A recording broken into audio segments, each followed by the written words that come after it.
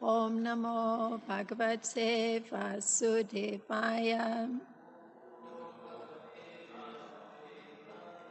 Om Namo Bhagavate Vasudevaya. Om Namo Bhagavate Vasudevaya.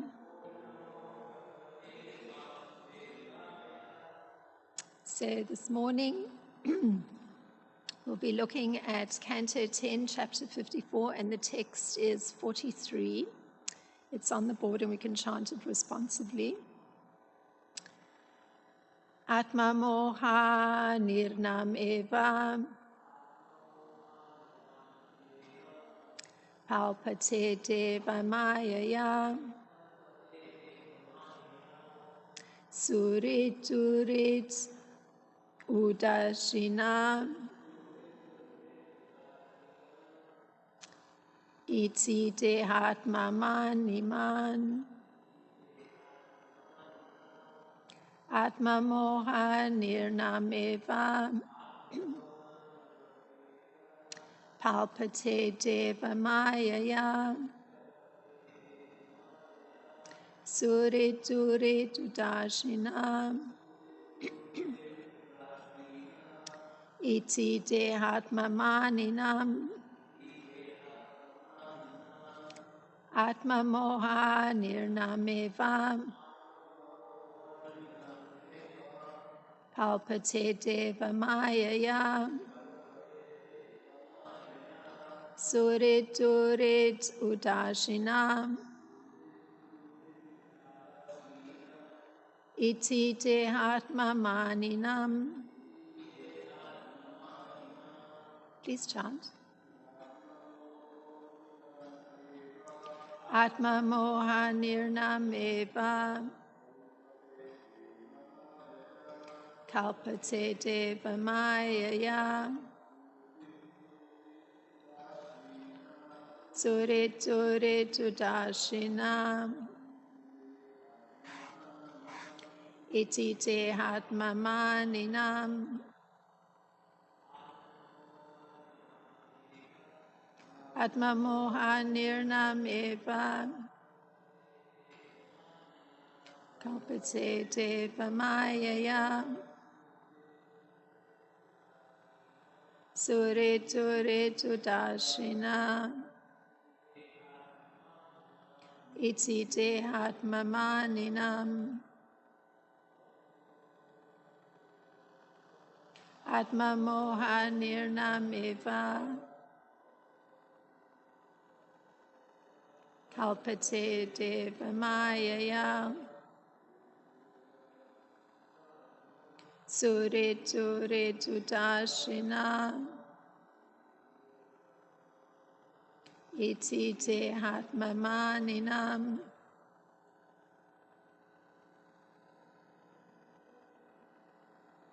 atma moha nirnameva palpate deva mayaya surit durit udashina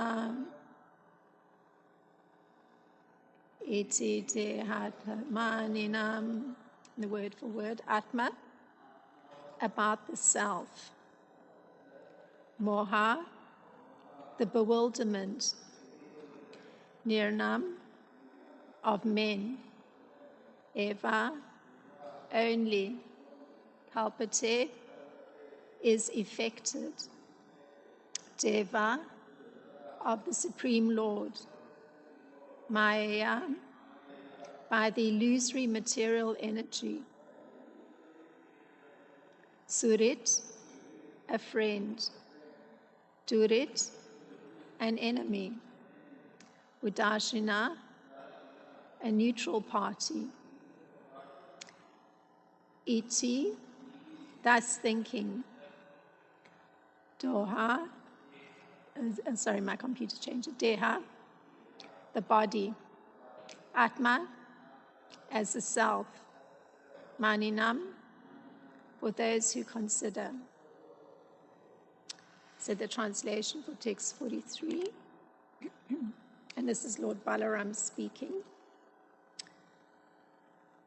The Supreme Lord's Maya makes men forget their real selves, and thus, taking the body for the self, they consider others to be friends, enemies, or neutral parties. There's no purport. Om Jnana-timirandasya Gyananjana Shlakaya Chakshurun Militam Yena Tasmai Shri Gurave Namaha Shri Chaitanya Manopistam Stapitam Yena Bhutale Swam Rupa Gadamayam Dadati Swapadantikam Vandeham Shri Guru Shri Yuta Padikamalam Shri Guru Vaishnavam Scha Shri Rupam Sagrajatam Sahagana Ragutam Vitam Sajivam Sadvaitam Savadutam Parijana Saitam Krishna Chaitanya Devam Shri Radha Krishna Padan Sahagana Lalita Shri Vishaka Vitamscha He Krishna Karuna Sindhu Dina Bando Jagat Pate Gopesha Gopika Kanta Radha Kanta Namostute Tapta Kanchana Gorangi Radhe Vrindavaneshwari Vrishabhanu Sute Devi Pranamami Hari Priye Vanchakalpa Taribhyascha Kripa Sindhubhyeva Patitanam Pavanebhyo Vaishnebhyo Namo Namaha Namo Om Vishnu Padaya Krishna Prestaya Bhutale Shrimata Roma Padaswami iti namine Nama Om Vishnu Padaya Krishna Prestaya Bhutale Shrimata Bhaktivedanta Swami iti namine Namaste Saraswati Devi Gauravani Pracharine Nirvishesha Sunyavadi Paschatya Deshatarine Jai Shri Krishna Chaitanya Prabhu Nityananda Shri Advaita Gadadhar Shivasadi Gaura Bhakta Vrinda Hare Krishna Krishna Krishna Hare Hare Hare Rama, Rama Rama, Hare Hare.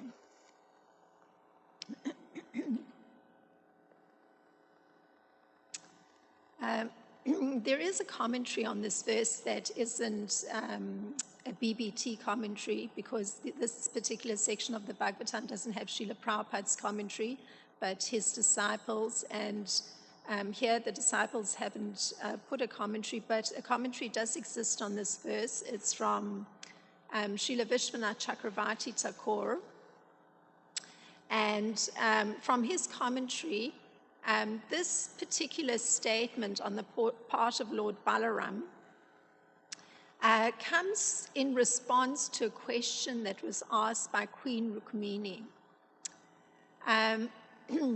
And this is how she expressed herself. I know quite well that my brother is evil, but still I have some attachment as a relative. What can I do? And this is Lord Balaram answers, and Srila Vishwanath Chakravarti Thakur, he phrases Lord Balaram's response in this way.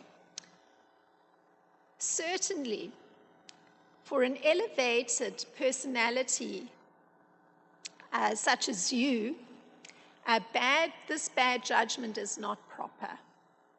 But for worldly persons, this is their natural tendency. For those who think that their bodies are themselves, there is such bewilderment, but not for those in knowledge. So we can examine Lord Balaram's particular statement and also look at Rukmini's position and her understanding and what is implied by Lord Balaram's statement in response to her. So Lord Balaram is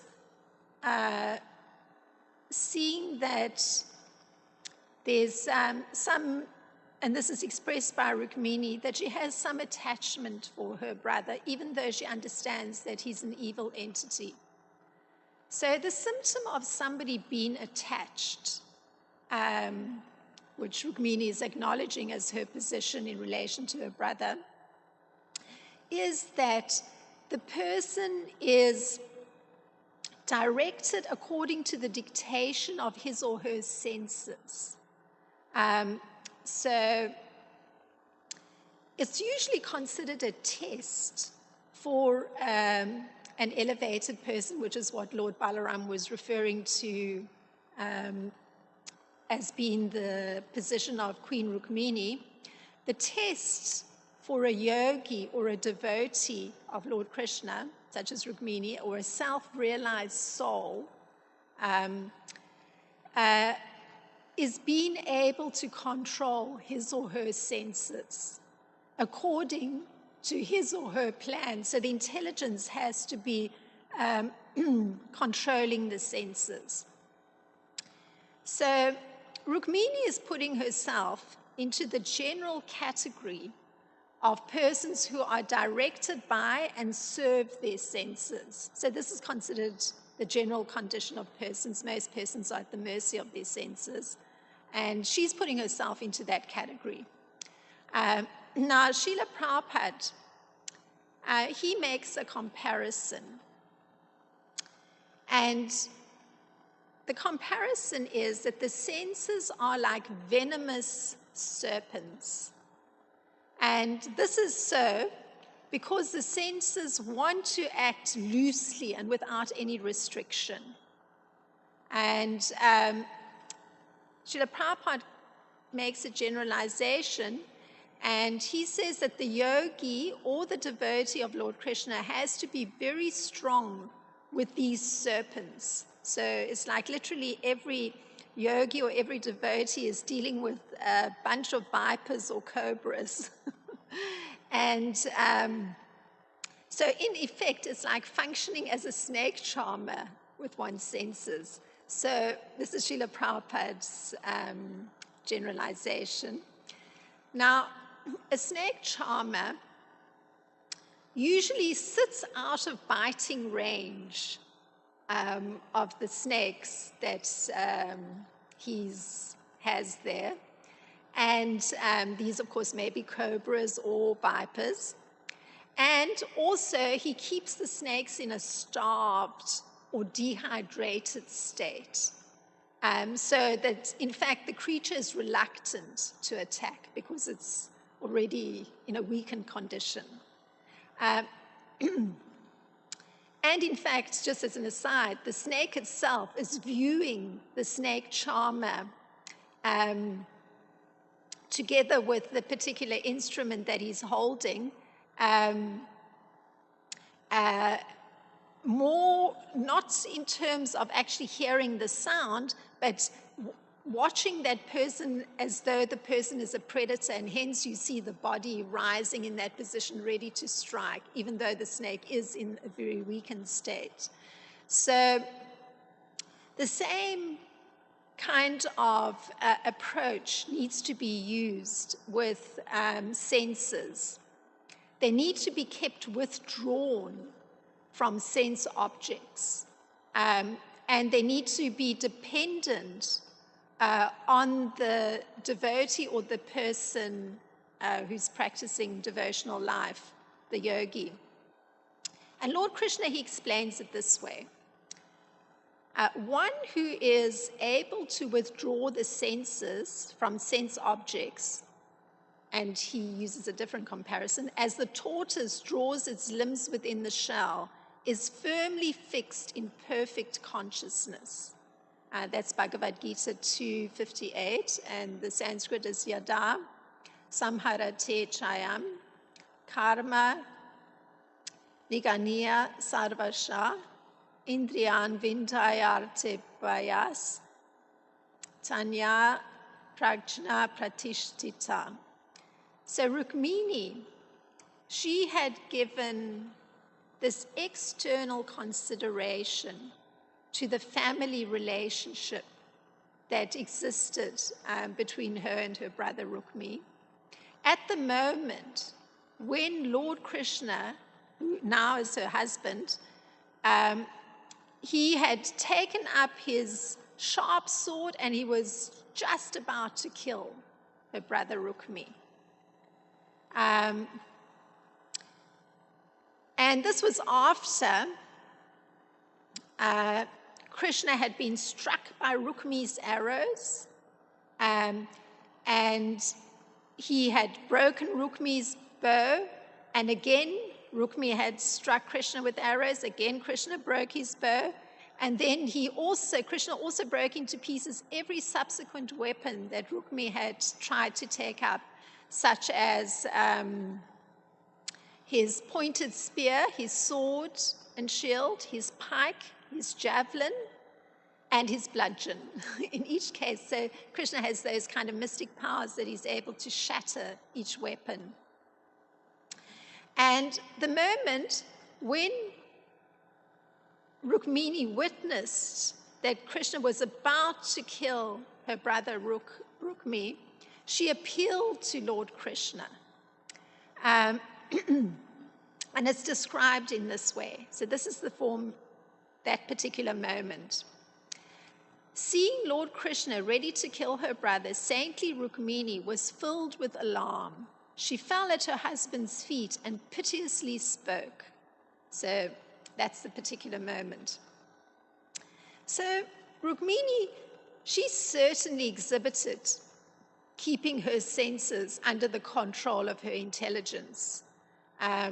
So she was fulfilling her duties as a devotee, taking into account that it's the one is obligated to keep one's senses under control. And this was so because her pious appeal had as its basis this particular thought: what will people think if they know that my brother was killed before my eyes? So she was making her appeal, but already she had an understanding that the view of the public, because she's in a royal position, the view of the public may not be so favorable towards Krishna and herself, were the public to understand that that killing had been done right in front of her eyes. I mean, taking into account the family relationship. I mean, it would certainly appear somewhat heartless on the part of Krishna. So her fear that her brother would be killed stemmed from fear of public concern, or public opinion, I should say, and not out of affection for her brother. Additionally, she was functioning on the level of service in devotion to Lord Krishna, with conjugal feelings of seeing Krishna as her husband, and now he factually has just become her husband.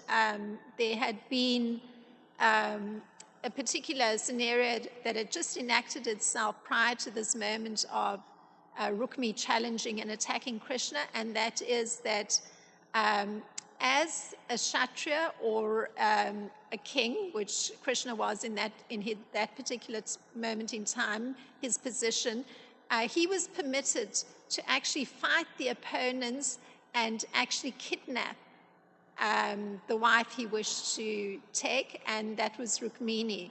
So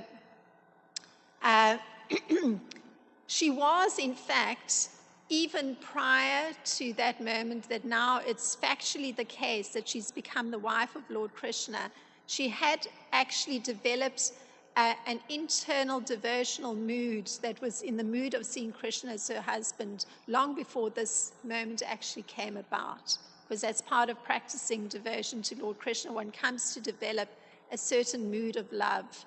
And in her case, it was a conjugal mood. So she was, in fact, in the state of steady transcendental ecstasy, or prema, or divine love. And Rukmini, as a queen of Dwarka, she had prema, and this is a fact that's stated by the acharyas, that the queens of Dwarka, because Krishna will come to have 16,000 queens, 16,108 queens, and Rukmini is the first of those queens. And the kind of love that the queens of Dwarka have for Krishna, or devotional love, is dependent on public opinion. It's very much interconnected with their external social role. And this particular point is found in a little bit earlier in the 32nd verse a commentary by Srila Vishwanath Chakravarti Thakur. So hence her concern with public opinion, were her husband to kill her brother before her eyes. Now, the particular position of a devotee or yogi is such that he or she has a concern only for the satisfaction of Krishna and nothing else. It's like all the intelligence is focused on the satisfaction of Krishna. So for this reason, to make a generalization, the Krishna conscious person is transcendental to all attachment and detachment, meaning on the material plane. So this is of relevance in considering Rukmini expressing to Lord Balaram that she has attachment to her brother as a relative, although she understands that he's evil. So it's obviously an interesting thing to understand that a devotee that's functioning on that plane of divine love, the whole intelligence is fixed on satisfying Krishna. So in fact, on the material level, there isn't actually attachment or detachment. Srila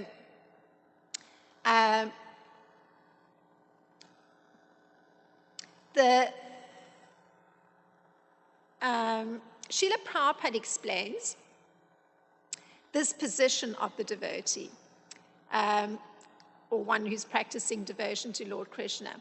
This is Srila Prabhupada's words. If Krishna wants the devotee can do anything which is ordinarily undesirable.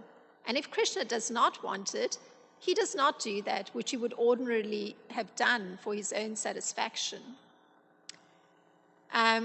Therefore, to act or not act is within his control or her control, because he or she acts only under the direction of Krishna. This consciousness is the causeless mercy of the Lord, which the devotee can achieve despite his being attached to the sensual platform. So, a very interesting point by Srila Prabhupada. Somebody may not be at that completely elevated state of divine love that Queen Rukmini is at, but by virtue of the fact that the person is practicing devotion to Krishna, even if there is attachment on the sensual plane, like Rukmini's putting herself in that, or stating that, she may have that kind of attachment to her brother as a relative, just by virtue of the fact that he's her brother, it doesn't matter from the point of view that Krishna bestows his mercy upon the person, and one can still elevate one's consciousness despite having that attachment on a regular mundane level. And Rukmini's concern is for Krishna only and his satisfaction, although she's expressing to Balaram attachment on the sensual bodily level. And Lord Krishna highlights the consequence of the devotee or yogi functioning using his senses in the transcendental service of the Lord. So this is how Krishna puts it. A person free from all attachment and aversion and able to control his senses through regulative principles of freedom can obtain the complete mercy of the Lord. So it means that there are certain do's and don'ts within the scriptures that have to be followed that allow one to regulate one's life, but this brings freedom from attachment or even aversion to certain things on the material level. Because obviously there's suffering involved with great attachment, and one can only imagine if Rukmini had been in the position that she truly had affection for her brother, and his wrongdoing of challenging Krishna after the fact, when Krishna had already defeated all the kings and it was his rightful claim to take Rukmini according to the Kshatriya codes, he was in fact in the wrong. So another way of expressing the same idea is given by Srila Baladev Vijayabhusan. So this is from a commentary on Bhagavad Gita 264. Srila Baladev Vijayabhusan explains this idea this way. if one has conquered the external senses, if he does not offer his mind to me, meaning Krishna, his spiritual endeavor will be a failure. That person offering his mind to me, meaning Krishna, achieves destruction of the impurities of the mind, such as attachment to pleasure. Even though experiencing the forbidden sense objects by the senses, he finally attains a pure mind, free from the contamination of attraction to sense objects.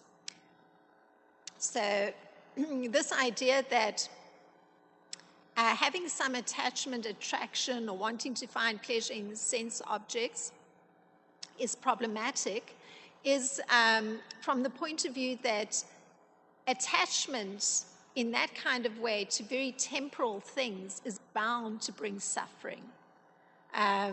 And of course, because the body is also of a temporal nature, naturally the senses are going to get weaker over time, and so there's going to be suffering because the same enjoyment can't be there. So at any rate, the point is that the mind is the highest of the senses. And so even if one were artificially trying to control the senses in some kind of way, it's only with surrendering the mind to Lord Krishna, meaning thinking to do things for his pleasure, that actually allows for the senses, the sense control to work properly. It's not possible otherwise. And there's numerous examples in the scriptures of great yogis who hadn't surrendered their mind to Krishna and were undergoing all kinds of austerities, but the minute some sort of sensual pleasure or possibility of some sensual pleasure came before them, the particular austerity was broken. And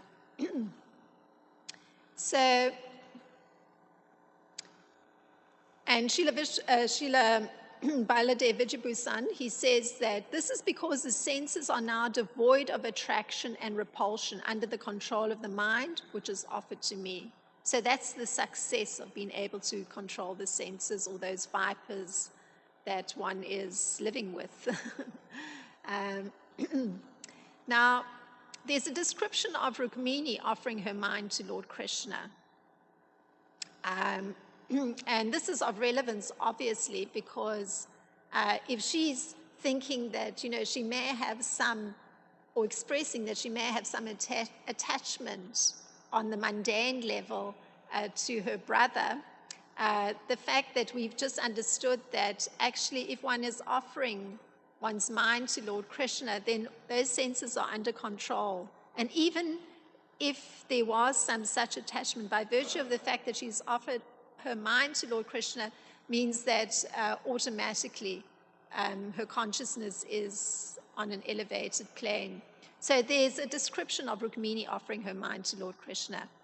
And prior to this kidnapping that took place of Rukmini, she had actually, her brother had made an arrangement for her to get married to a king that was of the same ilk as her brother, a pretty demoniac entity, Shishupal, who was constantly blaspheming Krishna.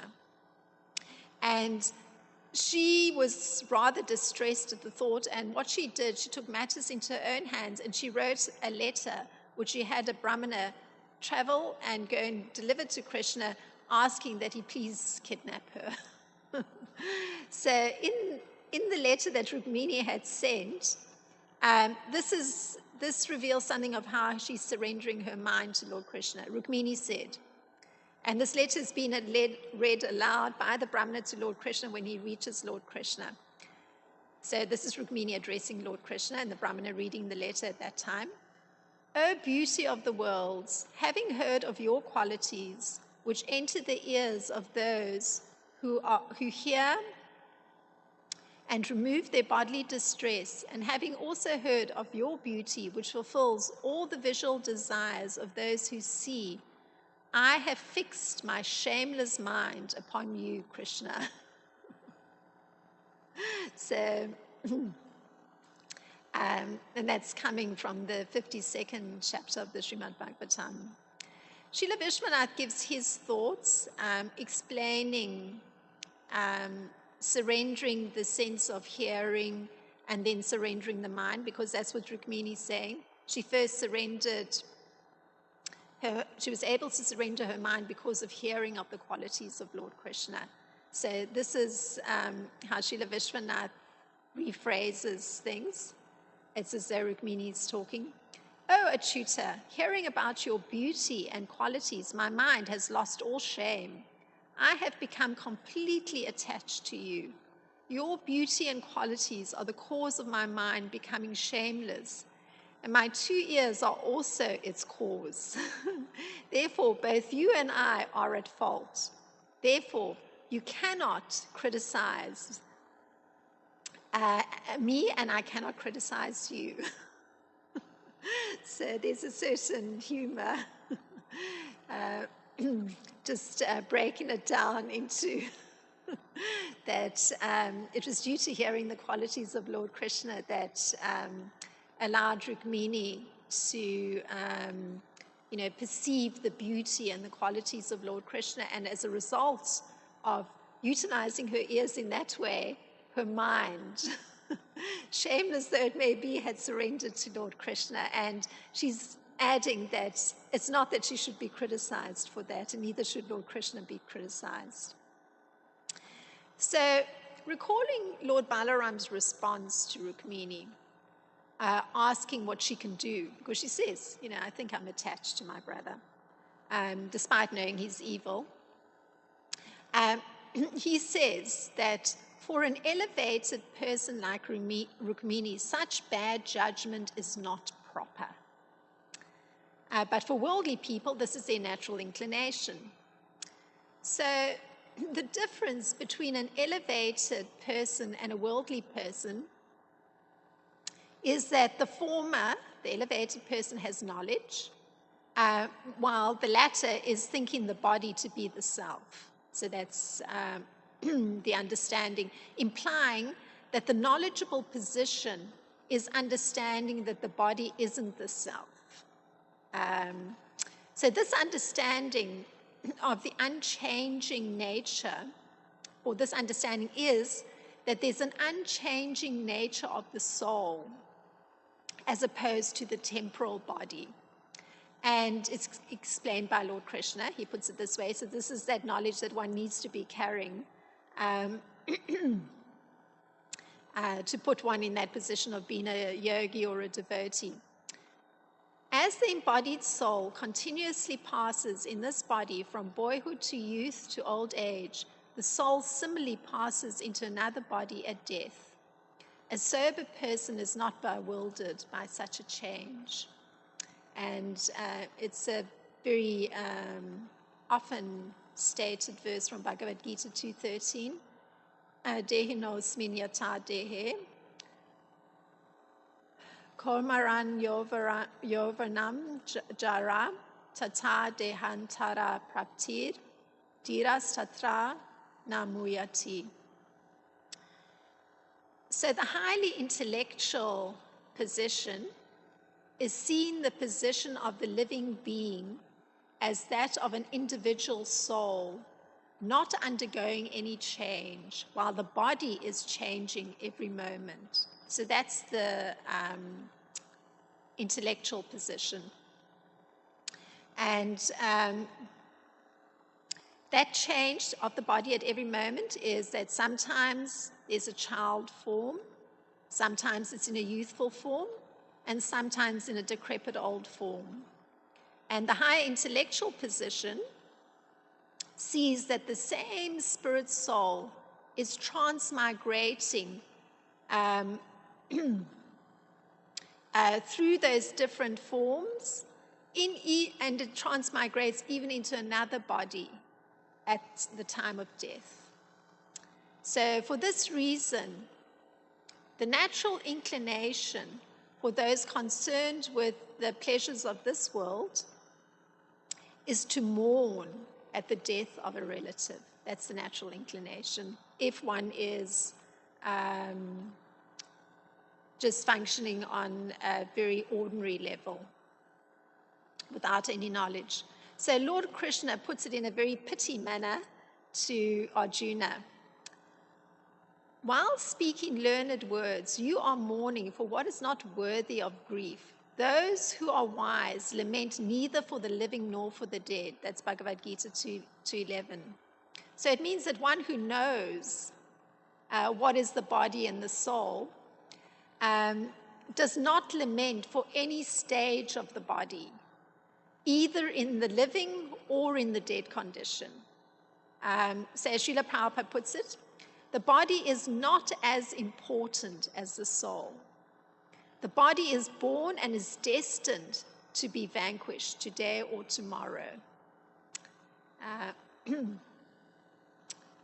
So in Arjuna's case, he was lamenting for the sons of Dhritarashtra. There were 100 sons of Dhritarashtra, who Krishna saw as not being worthy of lamentation. I mean, they were not of a very evolved character. And Arjuna too was speaking words that appeared wise. So these were the words he said. So it appears wise. Seeing my relatives and friends gathered for fighting, my limbs are weakening. And how can I fight those worthy of worship? Those were Arjuna's words. Now, in a similar vein, Lord Balaram tells Rukmini that those who consider their body to be the self, there may be poor judgment in terms of seeing another living being via the body relationship. So it's a very similar kind of position that is being criticized both by Lord Krishna and by Lord Balaram. Now, of course, the truth of the matter is that Rukmini, although she's appealing to Lord Krishna not to kill her brother, she was actually indicating proper judgment. And she made a comparison between Lord Krishna and Rukmi, her brother, before she came to her conclusion at the time when Krishna was ready to strike Rukmi. And this is how she puts it. So it gives you full insight into her extremely intellectual position and highly knowledgeable position, and the fact that she's not at the mercy of this kind of attachment just on a bodily level. So this is Rukmini speaking to Krishna. This is the moment when this is her supposedly piteous appeal to Lord Krishna. She says, "You possess inconceivably great transcendental opulences, while Rukmi, her brother, is the most insignificant of those who are controlled by you. You are the immeasurable one, and he, like an insect among the limited," meaning his body's temporal, "you are the supreme among the demigods, and he is the lowest amongst humans because he is inimical towards you. You are the protector of the universe, and though he is evil, because he's within the universe, he's to be protected." So interesting how her logic plays itself out. So it's not a heartless person. She doesn't have affection for her brother, but from the intellectual standpoint, if Krishna is the protector of the universe, and even though her brother's evil, because he's within the universe, he still needs to be protected by Lord Krishna, because Krishna protects everyone in the universe.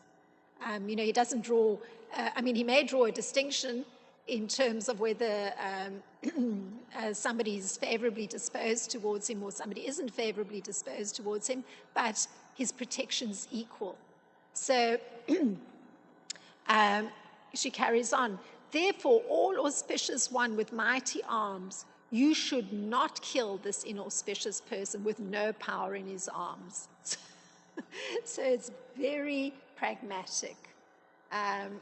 She says he's basically a powerless person, and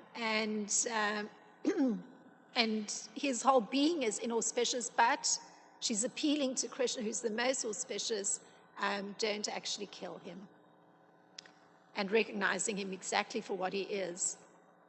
And in Arjuna's case, and in Rukmini's case, there should be no lamentation for the destruction of the gross body, because the gross body's destruction is inevitable.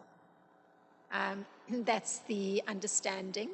And Srila Baladev Vijayabusan, he explains, and this is in a commentary coming from Bhagavad Gita 2.11, there should be no lamentation for the soul, because it is devoid of the 6 changes and is eternal. The 6 changes meaning, one has to go through birth, these bodily changes, one produces some byproducts, the body starts dwindling, and then there's death. So the soul does not go through those changes, and it's eternal. There should be no cause at all for the lamentation for those who know the nature of the body and the soul.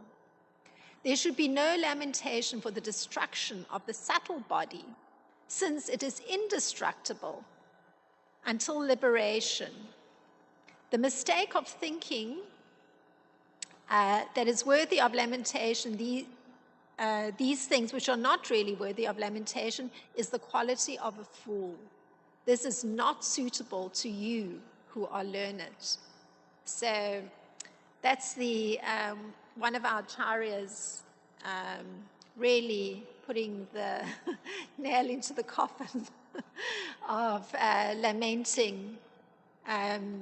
So he goes even beyond that, why one shouldn't lament for the body, but not even for the soul, and not even for the subtle body, meaning the mind and the intelligence and the ego. Because if one does so, it's really the position of a foolish person. And if one is of an intellectual nature or carrying knowledge, it's not suitable to have this mood of lamenting. So hence Lord Balaram's response to Rukmini, and I've tried to explore it in depth. And if there's any comments on this particular topic, or some thoughts, some query.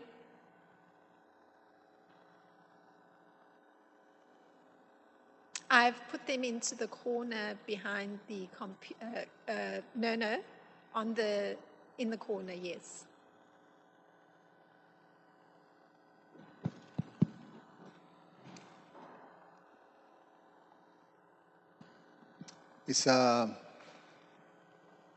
It's quite a subject matter that taking it from the perspective, from our condition perspective, it can be very confusing.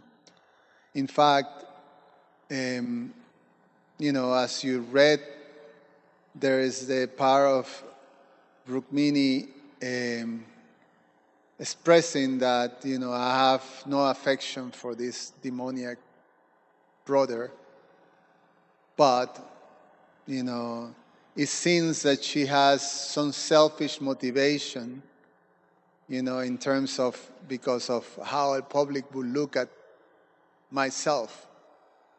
They will say, my brother got killed in front of me, and that's not correct. There's going to be some repercussion on that.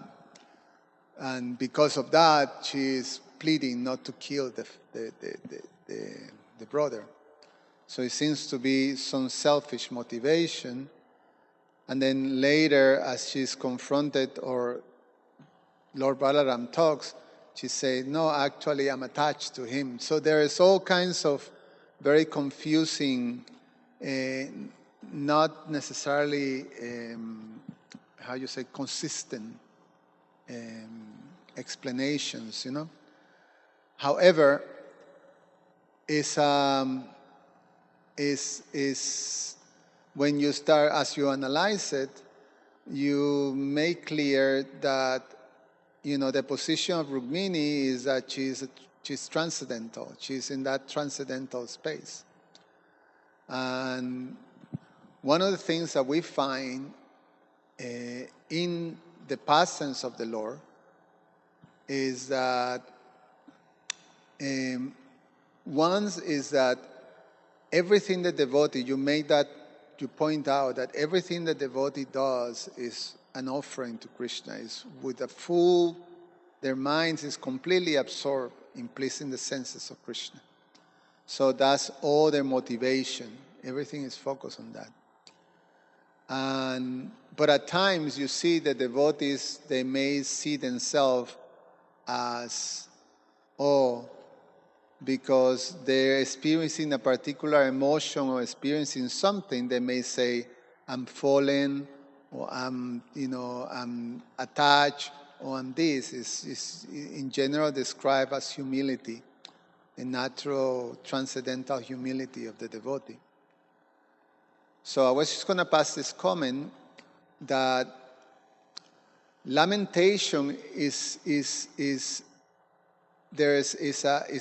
an emotion that is part of the whole rasa of the ecstatic manifestation of love of Godhead, or prema, that is in the spiritual world. It's one of the 12 different moods that are there. The 5 primary and the 7 secondaries, and among the 7 secondaries, lamentation is one of them. And so we have studied that lamentation, that actually all these different flavors or rasas, they cause ecstasy and they enhance, the love of the devotee. So it's there, and it's experienced, it's fully experienced, because we see, like say, Lord Ramachandra is the deity of that mood of lamentation. The whole pastimes of Lord Ramachandra is full of lamentation. And indeed, he himself, he was completely, in his pastime, he profusely lamented the passing of his father. Like, he was devastated in the pastime. He had to be consoled by so many. And that's the Supreme Personality of Godhead, experiencing this lamentation that from, that in one sense is described as, you're attached. You should not be attached. You should not see the body as the soul. The soul is eternal, like that. But, so to understand the manifestation of these emotions in the transcendental plane, and to try to analyze and understanding from the experiencing that we have of that same emotion in the material plane, is not appropriate. So it will be very confusing, and that's usually what is confusing for us. Because you made it clear, which is, in one sense, that the motivation behind that understanding, or the motivation behind all those emotions, is the bodily conception of life. That if I am thinking that I am the body, and then I'm experiencing all those emotions under that, then yes, then that's a cause of suffering, etc., etc. That's what is condemned, or that's what is not encouraged. But the experience of emotion, and that emotion, when you understand that your mind and everything of yourself is completely absorbed and dedicated to Krishna, then that's a whole different space. And that experience, we can only read about it and try to understand it from the perspective of the scriptures. But otherwise, to try to impose our experience of lamentation in the lamentation of or the emotions that the devotees have to go through is not, it will be very confusing. Yes, thank you very much for drawing attention again to the different emotions that are experienced, and particularly lamentation that you were drawing attention to on the part of those that are on in a liberated, no longer subject to material functioning, but are completely on the transcendental level, versus those that have lamentation that's more on the bodily level, fully identifying with their body and the sufferings that go with the body. So yes, thank you for drawing that our attention to that. Yes, and the particular, I guess the emphasis that I put on, having one's attention drawn to not lamenting for the body, has to do with the fact that Balaram is making this statement in front of Rukmi. So Rukmi is hearing this. And considering that you're dealing with a highly materialistic person, but he's smoothing everything out, no doubt, there's armies there as well. So many persons are hearing this. So to actually be responding with transcendental knowledge for persons on a material level is very appropriate.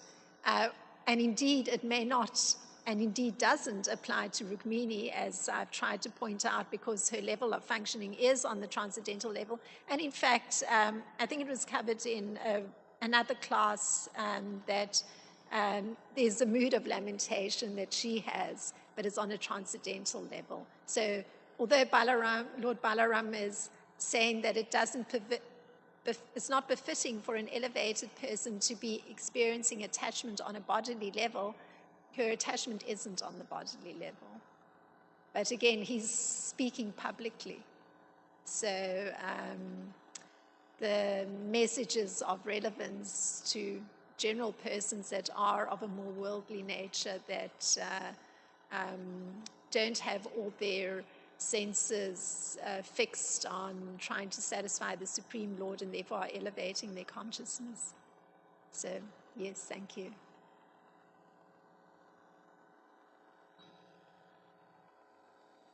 I should add something else that crossed my mind when you were talking. The lamentation, of course, for persons functioning more on a material level, it's in the mind. So, and that's the problematic part. That lamentation remains as long as the mind is not surrendered to Krishna. And that lamentation happens when the mind is surrendered to Krishna. It's of a different flavor. It's under the protection of Krishna and also acting under his direction that permits for some lamenting to be there. Yeah. I thought of something else to add to that. That the conception, sometimes when you talk about transcendentalism, that you quoted Krishna chastising Arjuna, that you're speaking like a fool. You should not lament for that is not worth of lamentation. So sometimes we may see, to be a transcendentalist, you have to be almost like disconnected from the world, not having those, sort of natural connections with the people and the world and all that, relationships like that. So it's almost like, you are disconnected and detached. So sometimes it may be seen as heartless, Yet people may be suffering, but, you may say, well, you're not the body, so you're not like that. But the fact is that the devotees, they do have all these emotions. They do experience, they have those connections. They have those transcendental attachments to each other in one sense. But not from, the difference is the bodily conception and the spiritual conception. So when you function in that spiritual level, you still experience all those things: love, attachments, lamentation, happiness. All these things are there, but they're in a different realm. So this idea that being a yogi and being a devotee, or sometimes or being a transcendentalist or being detached, means that you don't connect to the world. That's not accurate. It's actually personal. The whole thing is personal. Impersonalism have no space on transcendentalism, in proper, the highest levels of transcendentalism. Yes, and interconnected with that thought is the fact that the transcendentalist is carrying a great deal of knowledge. And so the judgment that's arrived at, or the conclusion that's arrived at from assessing any situation, is much more objective, or it is objective, than would be the case for somebody trying to assess a situation from an ordinary level, where they're at the mercy of their mind, their likes, their dislikes, their identification with their body, and what they need to do out of selfish interests. So it colors any judgment that's there. And that's what Lord Balaram's drawing attention to, that judgment gets impaired with that kind of attachment. So all those emotions that are experienced on the transcendental level is also interconnected with the knowledge that's being carried and the judgments that are made in particular situations. It's very weighted but very objective. And that's the beauty, that in no way could you criticize Rukmini. In no way could you criticize Krishna. He actually shared her compassion, and he chose, because it was, again, his duty on the external level to give punishment to a wrongdoer as a king, but he chose to give a mild punishment instead of killing Rukmi, because he also shared her compassion in the situation and taking all the factors into account: the public view, the family connection. Hare Krishna.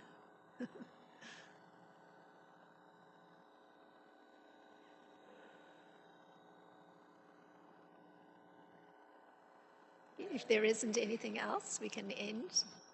Srila Prabhupada ki jai, Srimad Bhagavatam ki jai.